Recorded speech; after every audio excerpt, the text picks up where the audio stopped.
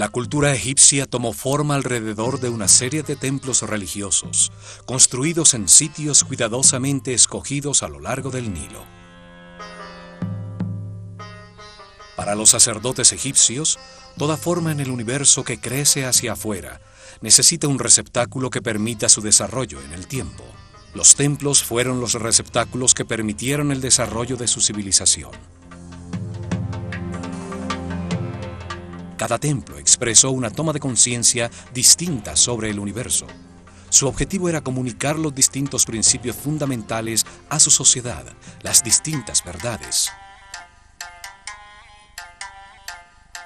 Esto permitió que cada templo actuara como un órgano distinto en el cuerpo del país, con una función distinta, dedicado a enseñar y a explorar un tema religioso distinto. Así entendían a las casas de Dios. Por miles de años, las fronteras del reino de los faraones en Egipto, discípulos de la sabiduría de los sacerdotes del Ojo de Horus, fueron respetadas por todos los imperios de Asia. Nunca quisieron ampliarlas, y en su interior existió un remanso de paz contra la anarquía universal.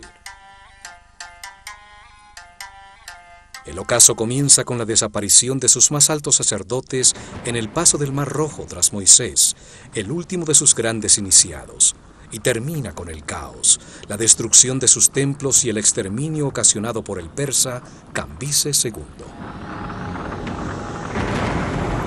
Cuando muere Ciro, el más grande gobernante de Asia, quien mantuvo una relación de paz y respeto con Egipto, asciende su hijo Cambises II a mandar sobre el más poderoso ejército de ese momento.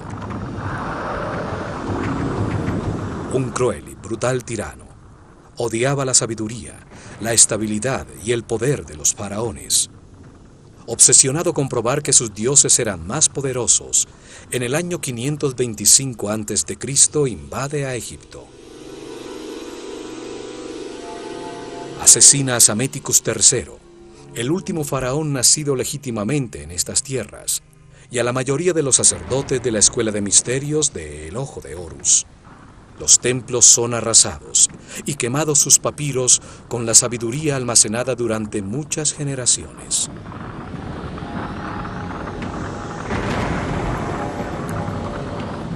El conocimiento se había convertido en oscuridad y la otrora sabiduría egipcia desaparece con sus altos sacerdotes.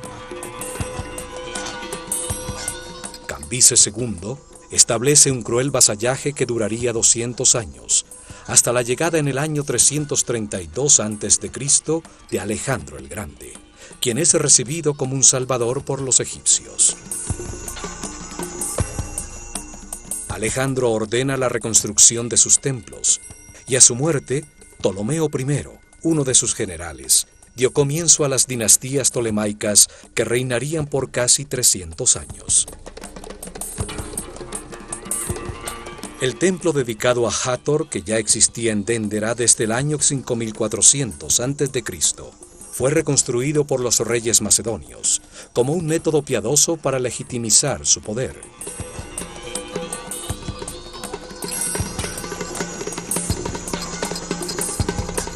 Hieroglifos en una de sus criptas subterráneas afirman que fue reconstruido siguiendo exactamente los antiguos planos y diseños realizados por el sabio Imhotep. El complejo religioso de Déndera está situado a los 26 grados norte de latitud. Allí comenzaba un antiguo camino que conduce al Mar Rojo. Un poco más al sur, posteriormente, se construiría Tebas. En los albores de su civilización, en la noche estrellada de un solsticio de verano, en un terreno sobre el Nilo cuidadosamente escogido por su relación con las estrellas, se realizó una ceremonia llamada Putzer. El faraón de Egipto y el sumo sacerdote de la escuela de misterios de El Ojo de Horus, rodeados por todo su pueblo, encontraron en el cielo un grupo de estrellas sobre el polo norte del planeta. Ellos la llamaron la constelación de Tuaret, y su símbolo era una madre hipopótama de color rojo. En nuestros tiempos, a ese mismo grupo de estrellas lo llamamos Draconis, y su símbolo es una serpiente dragón. La más brillante de todas era Alfa Draconis, la estrella que en esa época se ubicaba exactamente sobre el eje de giro del planeta, y que 4.320 años después fue reemplazada por Polaris, la que guía actualmente a nuestros navegantes.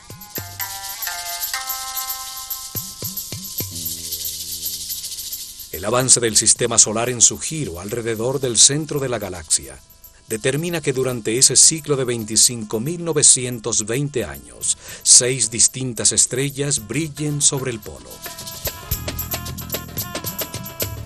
La estrella sobre el polo representaba en el cielo a la fuerza materna fundamental, la que generó la sustancia que permitió el desarrollo de la vida en el universo, el principio femenino que llamaron Hathor y a la que se consagró este templo. El faraón y el sumo sacerdote templaban una cuerda entre 2 estacas, orientándola exactamente hacia Alfa Draconis. La sacerdotisa del templo con un mazo de oro clavaba las estacas, definiendo así el eje del templo, la columna vertebral que luego organizó sus santuarios. Colocaron las piedras de las 4 esquinas que determinaron los límites del muro protector del complejo, una altísima muralla para mantener alejado el enemigo de la vida que deseaba perpetuarse eternamente. Localizaron hacia el norte su puerta principal, el último de una serie de pórticos que, partiendo del Sancta Sanctorum del templo de Hathor, enmarcaban el segmento de cielo por donde aparecía Alfa Draconis, facilitando encontrarle en las noches para registrar sistemáticamente sus movimientos. Esa misma noche, pero mirando hacia el este, encontraron también otra estrella a 90 grados de la anterior. La llamaban Sirio, y era el símbolo de Isis en el cielo. En su honor localizaron el eje de un segundo templo que determinó la segunda puerta del complejo. La puerta del templo de Isis enmarcaba el sector del cielo por donde ascendía la estrella Sirio, y luego aparecía el sol el 21 de junio, día del solsticio de verano. El templo creció en su interior mientras los sacerdotes registraban los movimientos de las estrellas y estudiaban los procesos impulsados por su energía, tallando en sus muros las conclusiones encontradas sobre ese tema sagrado. Sirio, el símbolo de Isis, era llamada la estrella perro, pues sigue a la constelación de Orión, la personificación de Osiris en el cielo. Luego de estar escondida tras el horizonte por 120 días, marcaba con su reaparición el momento del desbordamiento del Nilo. Luego permanecía visible por 40 días, el mismo tiempo que duraban las inundaciones. Esta correspondencia hizo que Sirio se volviera muy importante para la vida del país, que dividía su año en 3 estaciones, llamadas tetrámenes, determinadas por el desbordamiento del Nilo. Las festividades del año comenzaban con el desbordamiento del Nilo, y Sirio marcaba con su reaparición en el cielo esta importante fecha. Cuando la estrella desaparecía, el río recuperaba sus niveles normales.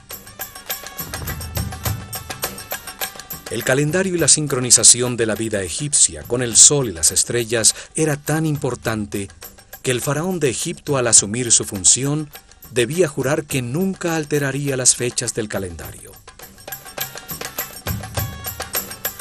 Sin embargo, el día en que reaparecía Sirio en el cielo dependía de la latitud del templo en el que era esperada, pues en la sureña Elefantine se veía 7 días antes que en la norteña Bubastis.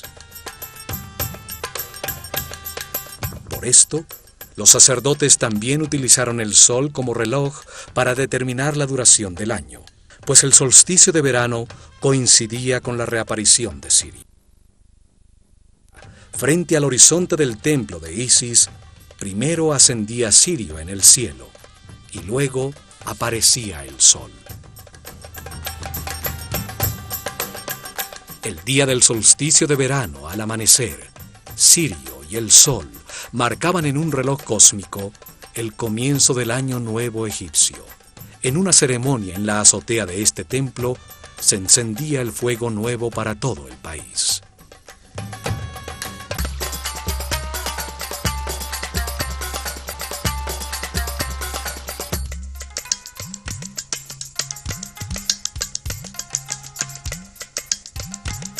Para entrar a Déndera, hay que atravesar una serie de construcciones realizadas por los romanos durante los reinos de los emperadores Trajano y Domitiano. Una serie de kioscos a lado y lado enmarcan el pórtico norte incrustado en los masivos muros que protegían el recinto.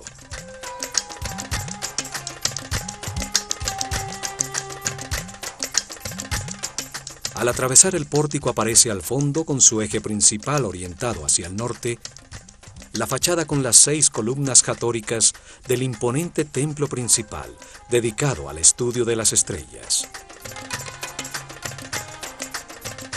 Muy cerca, a la entrada del complejo, se encuentra una capilla dedicada al nacimiento de Horus, construida por los romanos durante el reinado del emperador Augusto.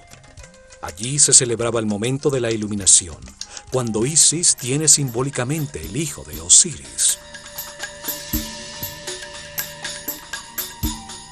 En sus muros están talladas las escenas de amor de Isis y Osiris, el nacimiento y la presentación del niño, y la escena de este en la rueda de alfarería cuando Dios le da su forma material.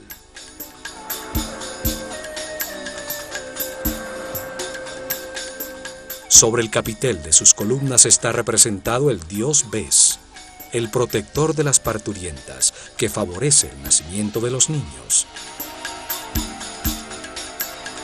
Al sur de esta capilla se encuentran las ruinas de una basílica cristiana construida en el siglo V después de Cristo, época en que fueron cuidadosamente destruidos en los muros de los templos los rostros de los personajes sagrados.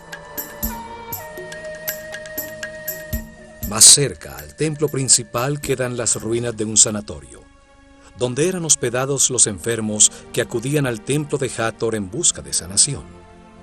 Los sacerdotes del templo utilizaban sus conocimientos de medicina para ayudar al pueblo en el plano material. Hathor, la fuerza femenina multiplicadora de la vida, era reverenciada como una figura compasiva. El pueblo atravesaba grandes distancias para orar en su templo, bañarse en sus piscinas sagradas y recibir las medicinas y cuidados que necesitaban. El complejo de Déndera podía albergar miles de personas, y en el interior de sus muros existieron otra serie de construcciones que albergaban panaderías, cervecerías, cocinas, almacenes, graneros, las habitaciones de los sacerdotes e iniciados en cientos de bóvedas parecidas a estas frente al Rameseno en Tebas. Alrededor de sus muros exteriores, el pueblo construyó sus casas, dando lugar a un polo de desarrollo bajo el cuidado de los guardianes del conocimiento, los sacerdotes del Ojo de Horus. El diseño de la fachada del templo de Hathor es distinto al del tradicional templo egipcio, pues sus columnas frontales están unidas hasta media altura por unos muros profusamente decorados.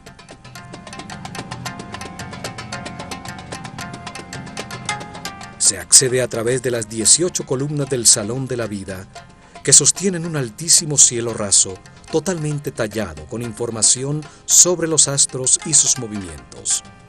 La bóveda de los cielos, sostenida simbólicamente por las columnas de Hathor.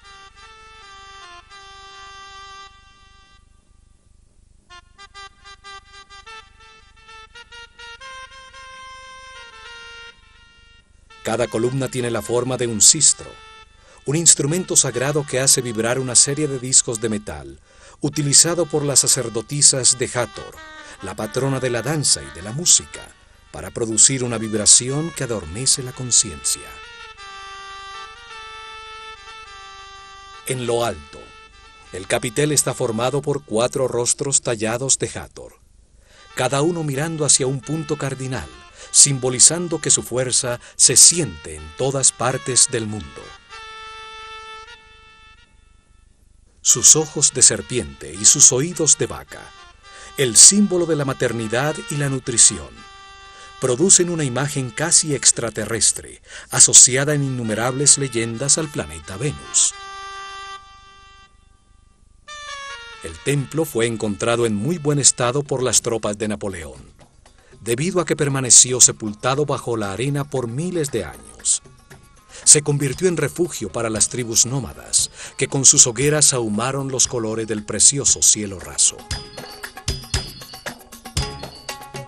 En el cielo raso de este gran salón, los últimos sacerdotes de Dendera tallaron las tablas astronómicas que aún conservaban, producidas por varias generaciones de sacerdotes, para impedir que este conocimiento desapareciera para siempre.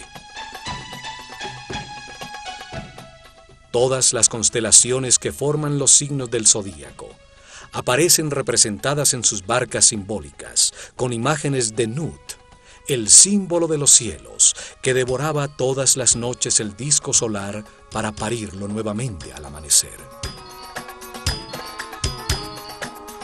Los sacerdotes deciden transcribir en los muros de estos templos algunos papiros importantes como los registros astronómicos, que se salvaron de la destrucción de Cambises con el fin de preservarlos para las generaciones futuras.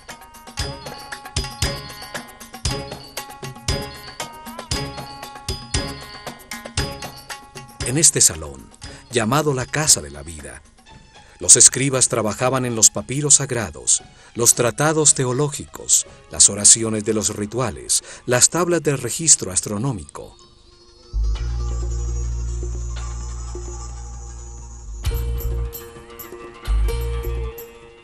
El arte, la teología, la magia, la astronomía y la medicina se enseñaron a los discípulos de la Escuela de Misterios en este gran salón. Aquí se registró el cambio regular y sistemático de las constelaciones circumpolares para seguir la precesión de los equinoccios. Al cruzar el altísimo salón, se llega al Salón de las Apariciones, una cámara más baja soportada por 6 columnas, donde aparecía desde la penumbra de su santuario la brillante estatua dorada de la diosa Hathor al salir para las ceremonias religiosas y procesiones. En su parte superior se encuentran las capillas dedicadas a Osiris, el símbolo del proceso de perfeccionamiento que vive todo ser humano a través de la reencarnación, para transmutar en muchas vidas su animalidad original y convertirse en un superhombre. Una de las capillas tiene el famoso zodíaco de Dendera, que ilustra cómo este proceso ocurre mientras el sistema solar da un giro alrededor de la galaxia, y la otra ilustra el mito de Osiris. Alrededor de este salón se encuentran los 6 salones de los rituales diarios. El primero guardaba los objetos dedicados al culto. El salón de la purificación, que tiene una puerta que conduce al lago sagrado, era utilizado al amanecer por los sacerdotes en sus rituales de limpieza.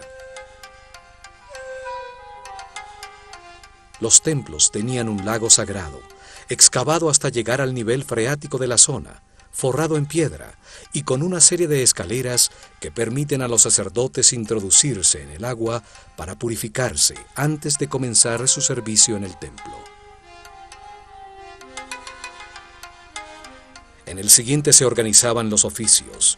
Conducía al corredor de acceso a la escalera de caracol que llega a la azotea del templo, utilizada por las noches en los registros de la bóveda celeste. Del lado izquierdo, el salón del fondo comunicaba con el exterior para recibir las ofrendas que todos los días realizaba el pueblo creyente a sus guías espirituales. Las viandas y animales dedicados al sacrificio eran almacenadas y preparadas en las otras 2 cámaras. Desde el Salón de las Apariciones se llega al corredor de las 2 escaleras del templo.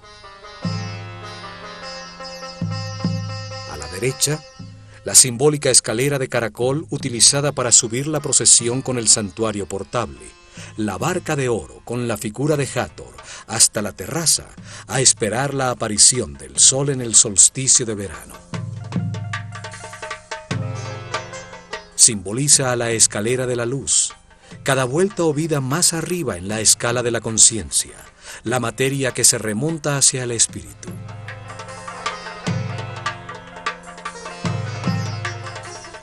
Y a la izquierda se accede a una larguísima escalera recta por donde bajaba la procesión trayendo el fuego nuevo. La recta escalera que simboliza el espíritu que desciende nuevamente a la tierra para condensarse en la materia, con el objeto de vivir experiencias que le permitan comprender el universo. Al atravesar este pórtico, se llega a la antecámara del santuario donde ardía el fuego, el instrumento de los dioses, la primera sustancia elemental de la materia. Allí se realizaban las ofrendas a Hathor, el principio femenino gestor de la vida en el universo.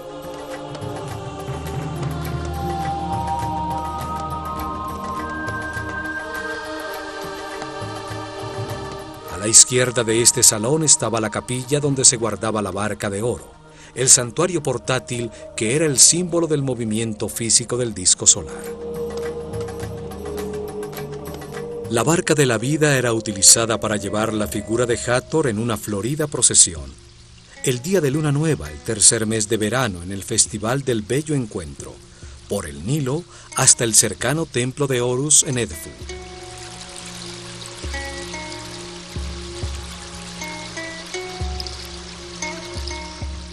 Un espacio abierto, sin techo, comunicaba también con la antecámara del santuario. Frente a él existía la llamada capilla pura o abete.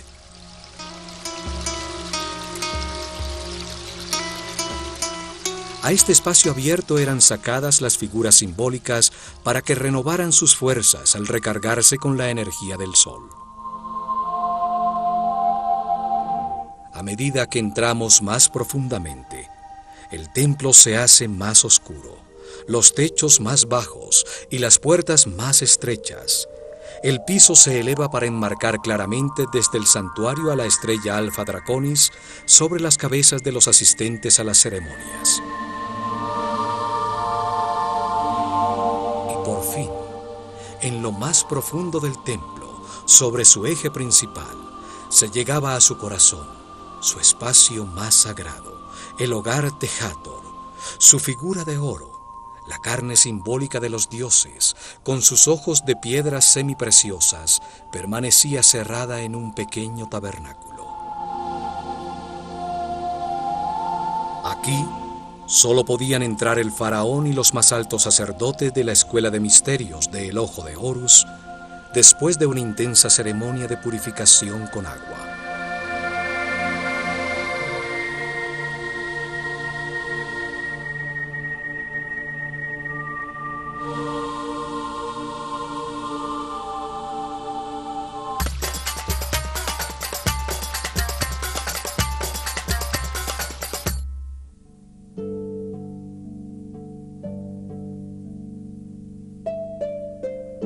Los egipcios entendieron que como todo ser en el universo, Dios tiene una parte masculina emisora de la que fluye la información y una parte femenina que la recibe para gestar con su sustancia todo lo creado. Al Dios masculino le dieron 3 nombres. Lo llamaron Atum cuando aún no había creado el universo y permanecía inmanifestado. Lo llamaron Ta cuando organiza y crea el universo, las estrellas, los planetas y los reinos naturales sobre ellos. Y lo llamaron Amon-Ra cuando sobre toda la creación da lugar a la conciencia del hombre. De manera similar a su parte femenina también le dieron 3 nombres.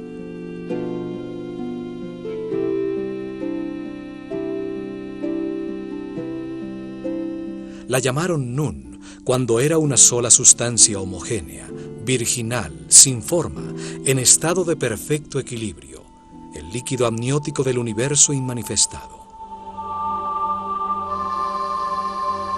La llamaron Sekhmet cuando se polariza en dos fuerzas opuestas que la transforman en una sustancia radiante, en fuego, un principio multiplicador en movimiento, que gesta a Nefertum, el universo que reconcilia y armoniza temporalmente a las fuerzas opuestas. El fuego produce el movimiento, el tiempo, el espacio y su intensidad que coagula. Produce los estados sucesivos de la materia, el aire, el agua, la tierra y por último la fuerza de la vida, representada por Hathor, la sustancia que gesta y multiplica las conciencias que experimentan el espacio-tiempo. Y la llamaron Mut, cuando gesta a las cuatro fuerzas que impulsan la conciencia evolucionante del hombre. Las cuatro fuerzas son Osiris, Isis, Set y Nephthys. Entendiendo así a Hathor, ella es la barca de la vida, la barca de la luz, representa el amor, la gran matriz de las conciencias del universo, la barca del norte que contiene el principio de toda la naturaleza. Aquí, en su tabernáculo, Hathor, la fuerza de la vida, recibía las oraciones de quienes querían prolongarla o sanarla. Alrededor de su Santa Santorum, accediendo por un corredor perimetral contra los muros exteriores del templo, había una serie de capillas, espacios sagrados dedicados a todas estas fuerzas fundamentales.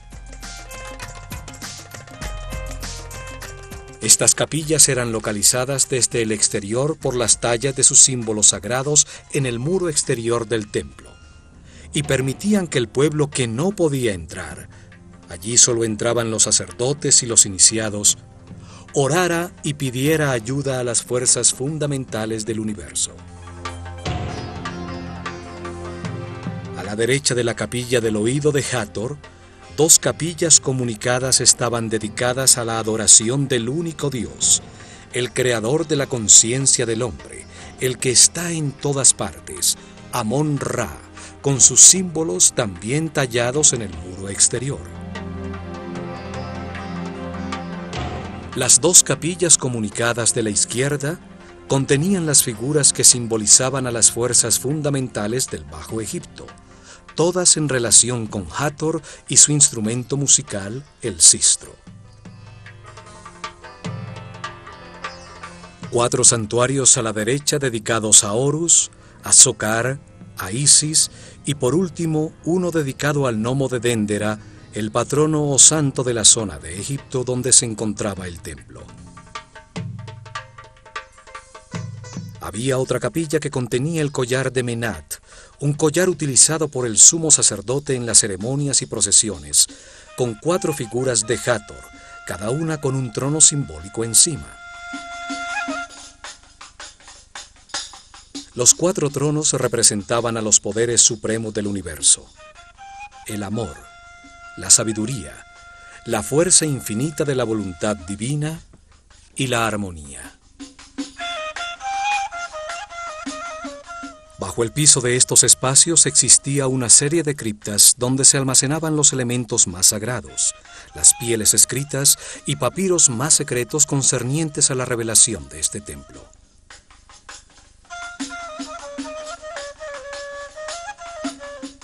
Esta cripta tiene unos misteriosos bajorrelieves de Horus que sostienen una especie de flor con una serpiente en su interior. Teorías científicas afirman que se trata de las lámparas que pudieron utilizar para iluminar sus cámaras y construcciones bajo tierra.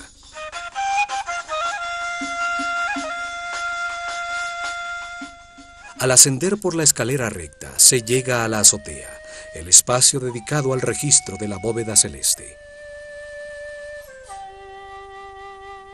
En la esquina suroeste de la terraza se encuentra el kiosco donde los sacerdotes esperaban la aparición de las estrellas y la salida del sol en el nuevo año, que encendía con sus rayos el fuego nuevo.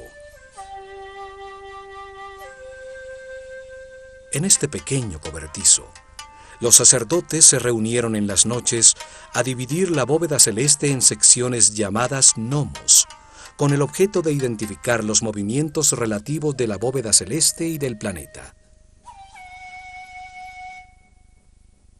Los sacerdotes de Déndera eran llamados los Kabirim, los medidores del cielo. Ellos registraron la primera carta celestial, la que marcaba las posiciones relativas de los Mazarots, los fuegos del cielo. La astronomía comenzó en Déndera. Astro significa estrella. Astronomía significa logos o conocimiento de las estrellas. Por esta terraza se llega a las dos capillas dedicadas a Osiris, el principio divino que simboliza la evolución a través de la reencarnación de todo ser humano. En ellas se describe el mito cuando su hermano Set, por quedarse con su reino y su mujer, Isis, lo corta en 14 pedazos y arroja las partes de su cuerpo por todo Egipto. Las tallas muestran el momento en que Isis, después de reunir sus pedazos, suspendida en el aire bajo la forma de una hembra halcón, sobre el falo de Osiris, logra en una comunión espiritual quedar embarazada para dar a luz a Horus.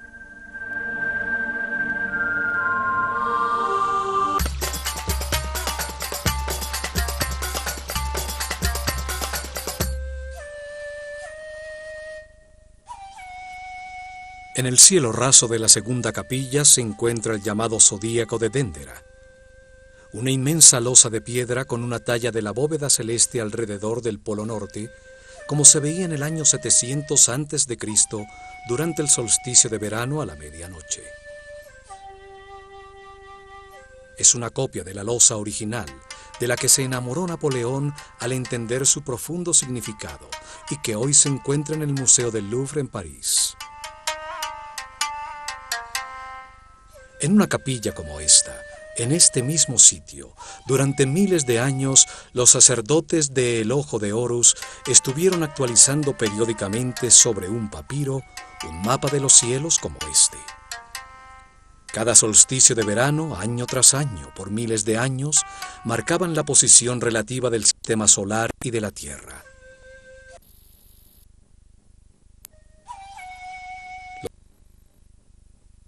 Cambises II tallaron en la piedra para la posteridad un grafismo que se salvó de la destrucción con una de las últimas actualizaciones al mapa celestial, como se veía en el año 700 a.C., durante el reinado del faraón Taharqa en la dinastía 25.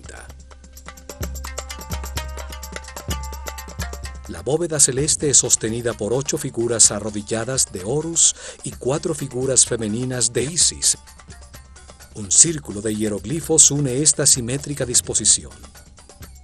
En su momento, la bóveda celeste estaba pintada de azul, resaltando las simbólicas figuras. Las varas sagradas de 4 figuras marcan un punto cerca del centro de la bóveda. Saturno, el padre de los planetas. Júpiter, Marte y Osiris, que representan a la constelación de Orión, con su estrella compañera Sirio, la personificación de Isis en el cielo. Señalan al Océano de Tuaret, la madre hipopótama con cola de cocodrilo y patas de león, que preside la bóveda celeste y que representa a la constelación que hoy llamamos Draco, en la que brillaba la estrella Alfa Draconis, exactamente sobre el eje de giro del planeta. El eje del templo está orientado 71.5 grados hacia el noreste, para enmarcar en sus pórticos el segmento de cielo donde aparecía la estrella polar Alfa Draconis, que en la bóveda aparece sobre el seno de la hipopótama. A su lado se encuentra la constelación del Chacal Rojo, con la estrella Mitzar en su pata delantera, la representación egipcia de la constelación de la Osa Menor, con la estrella que hoy llamamos Polaris. Alfa Draconis sobre el seno de Tuaret está fuera del punto central de la bóveda, marcando el desequilibrio necesario para que exista el movimiento elíptico del universo, que hará que sobre el eje del planeta se sitúe la estrella Polaris, la que está en todo el centro de la bóveda. La estrella polar, alrededor de la cual parece girar la bóveda celeste, era muy importante para los egipcios, pues representa la energía sobre el eje de giro del planeta, sobre su columna vertebral, la que organiza los órganos de todo ser vivo, desde un insecto, un hombre o un planeta. Además, sus sacerdotes, durante el reinado de Senefrú, mucho antes de la construcción de la Gran Pirámide, habían predicho que cuando Alfa Draconis fuera reemplazado por Polaris, llegaría el fin de su civilización, como lo atestigua el papiro de Nefer-Rohu.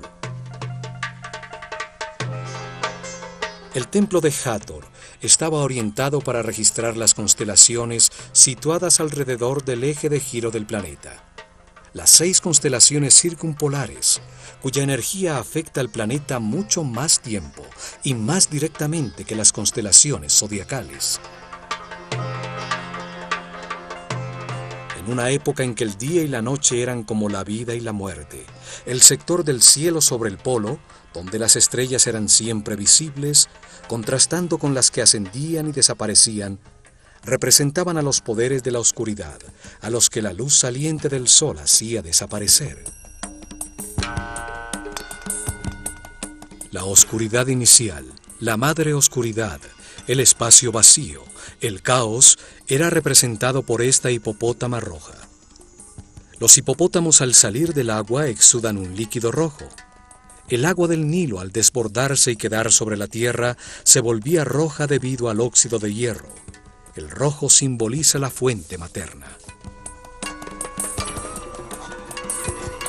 A su lado se reconocen las otras constelaciones circumpolares, como la constelación de la Pata con su estrella Mesquet, hoy llamada constelación Cefeus con su estrella Alfirc, y la constelación de Hércules.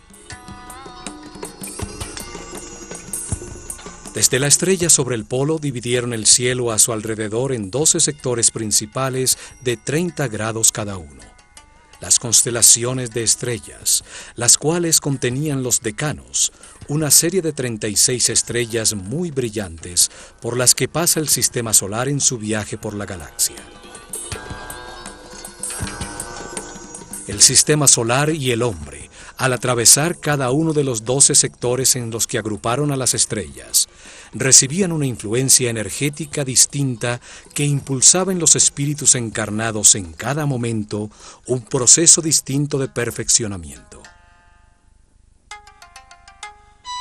Para explicar qué proceso impulsa cada grupo de estrellas, lo simbolizaron con un animal que representa un nivel evolutivo distinto de la conciencia en su camino de reencarnaciones para la adquisición de sabiduría a través de la experimentación en un universo de polaridades contrastantes, de luz y oscuridad. El círculo de animales o zodíaco. El cangrejo de Cáncer simboliza el yo siento, el animal que se retira a su pequeño hueco de agua a digerir su alimento espiritual, cuando la conciencia se mueve de manera incierta y comienza su proceso evolutivo, experimentando por primera vez con los sentidos. Los gemelos de Géminis simbolizan el yo pienso, el deseo de aprender y explorar, con la dualidad necesaria para encontrar la verdad, el conocimiento y la experiencia a través de los opuestos, de las experiencias contrastantes.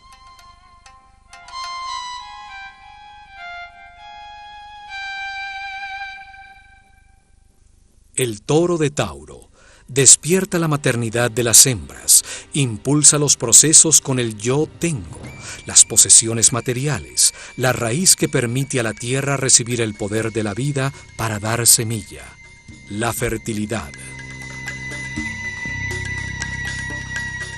El carnero de Aries representa la toma de conciencia de su ser, el yo soy, la fuerza que resiste las durezas de la vida y convierte la roca en cristal, la materia que se domina a sí misma y se vuelve transparente. Es el poder procreativo que pone la vida en movimiento, la primavera. Los peces de Piscis impulsan los procesos con el yo creo, con el sistema de creencias adquirido. Es cuando se sumerge en la inconsciencia para buscar el origen de sus palabras y acciones.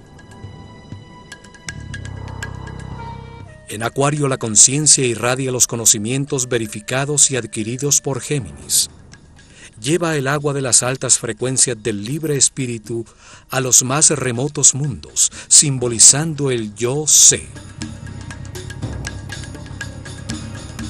Capricornio utiliza esos conocimientos adquiridos simbolizando el yo uso para concentrar la materia hasta que se vuelve transparente. En la era de Sagitario, el yo veo, la conciencia evolucionante ya es un ser que ha crecido más allá de su naturaleza animal. El centauro con su conciencia dirigida a lo divino. Es el poder espiritual del pensamiento, la sabiduría de la edad. Escorpión simboliza el yo deseo. Es el animal que se puede matar a sí mismo con su propio veneno. Una era donde se viven experiencias para entender que el universo es perfecto y que todo lo que se necesita para ser feliz se tiene, que no hay que desear nada. La balanza de Libra simboliza el yo equilibrio. Se aprende a ceder, a ser elástico ante todas las situaciones de la vida, para lograr la armonía. Todas las experiencias son medidas, se conserva solo lo valioso. Virgo simboliza yo analizo. Es cuando se recoge la cosecha, la maternidad del universo, y se viven procesos para aprender a no reaccionar, a pensar antes de hablar. Y por último, Leo, el símbolo del yo puedo, el rey de los animales, el gran padre del zodíaco, la fuerza del fuego que ha verificado todas las verdades al experimentar en carne propia los resultados de sus decisiones en millones de situaciones a lo largo de muchas reencarnaciones. En este punto, el hombre deja de identificarse con sus instintos animales. Su conciencia deja de ser un establo donde viven sus pasiones descontroladas. Abandona el círculo de los animales. Leo se proyecta sobre Cáncer, la puerta a la siguiente escala del universo, donde como guía de los procesos de otras conciencias se experimentarán situaciones de más responsabilidad para continuar en el camino de perfeccionamiento de regreso a Dios. El proceso evolutivo se cumple cuando a lo largo de muchas reencarnaciones se han recibido las 12 energías fundamentales y se han experimentado los distintos procesos que éstas impulsan. El signo zodiacal bajo el que muere el hombre será el signo bajo el que nace en su siguiente reencarnación. Se experimenta con distintas personalidades, bajo la influencia de distintas fuerzas, a medida que el sistema solar avanza en su giro por la bóveda celestial.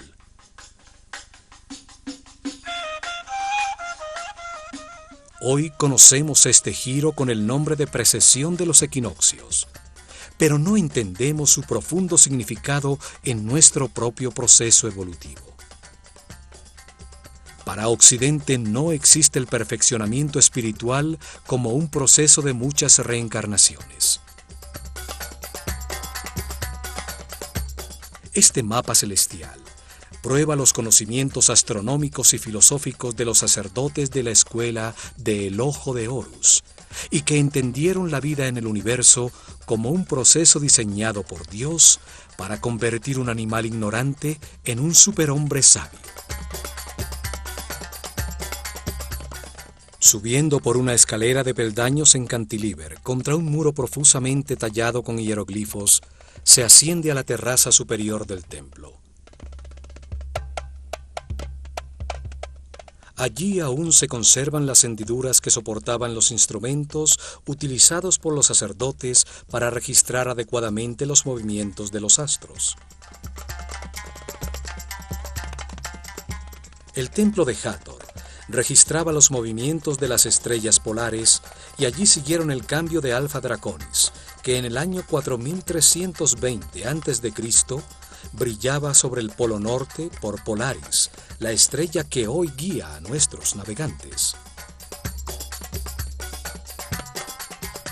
En esta terraza, en muchos solsticios de verano, se realizaron las ceremonias para recibir el Año Nuevo egipcio, cuando la barca de Hathor, el principio multiplicador de las conciencias que vienen a experimentar en el espacio-tiempo, subía a la azotea.